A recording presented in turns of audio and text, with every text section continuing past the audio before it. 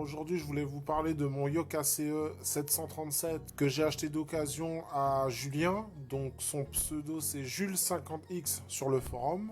La configuration et le fonctionnement du manche et de la colonne sont très bons par rapport aux produits qu'on trouve sur le marché, les Yoke CTEC et CH Product. Là, on est vraiment sur un niveau supérieur. Ça se rapproche du vrai manche qu'on trouve dans un vrai avion dans un vrai Boeing 737. Malgré tout, ça reste une copie. Hein.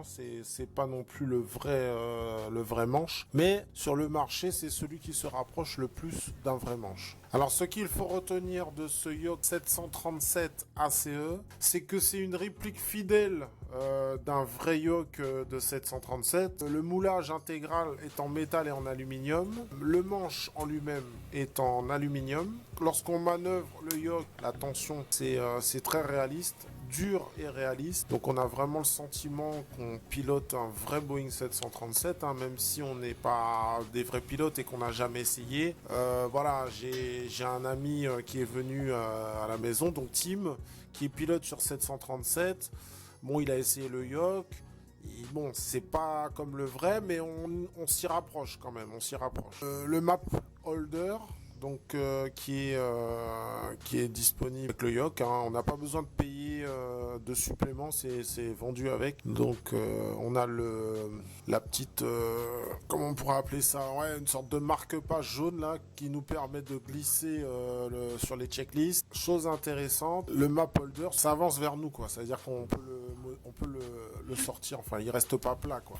Ensuite on a les interrupteurs de trim qui sont basés sur le modèle Saab. On a deux push to talk, donc de chaque côté, côté gauche, côté droit. Ensuite on a un bouton de déconnexion du pilote automatique. Les boutons peuvent être assignés à d'autres affectations, donc soit avec FSUPC, soit directement dans Prépare 3D ou tout autre logiciel de simulation de vol. Les potentiomètres ont une durée et un fonctionnement optimal.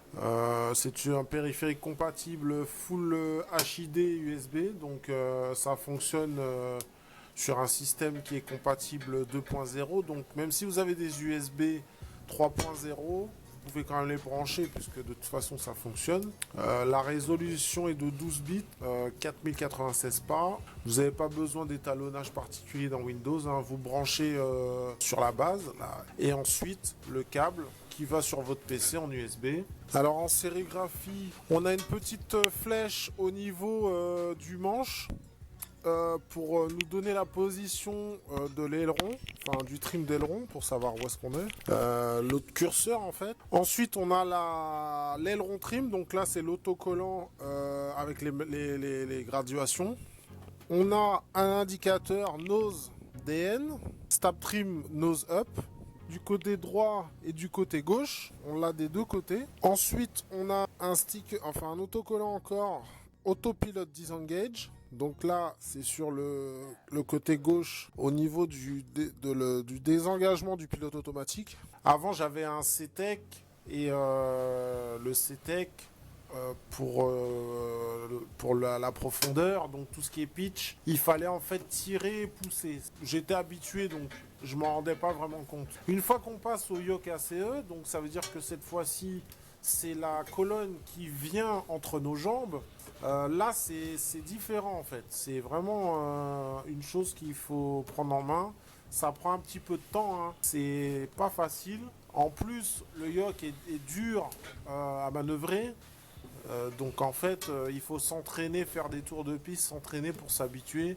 Et ensuite, on oublie complètement le CTEC, c'est le jour et la nuit, quoi. Alors de temps en temps, quand vous manœuvrez le manche, vous pouvez entendre les ressorts à l'intérieur. Et en fait, ça c'est normal, hein.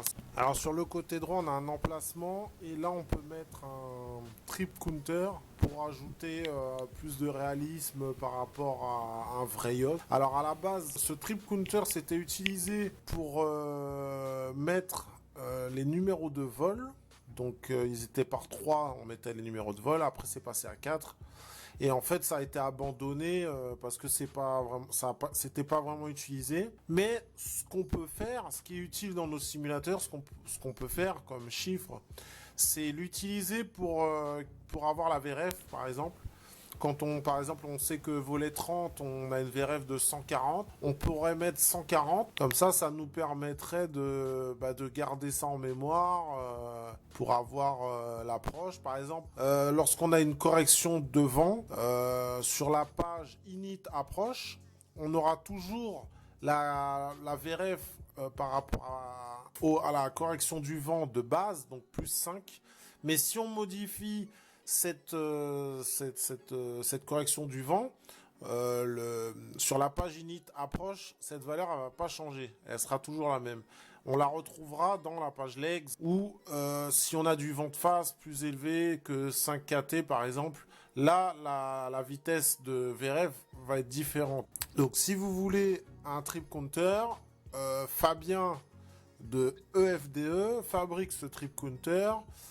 Il faudrait en commander un et puis peut-être faire des ajustements pour voir si on peut le mettre sur le ACE. Mais voilà, normalement les trip counters, ce sont des pièces qui sont rétroéclairées. Le yoke se fixe avec 4 vis sur la base. Alors moi j'ai mis des grosses vis de ce type. Donc, une fois que c'est vissé sur la base, ça ne bouge plus, hein. Si vous n'avez pas de base et que vous posez ça par terre directement à côté de votre bureau, le problème c'est que quand vous allez tirer sur le manche, la plaque va se soulever. Donc le yoke sera pas du tout stable.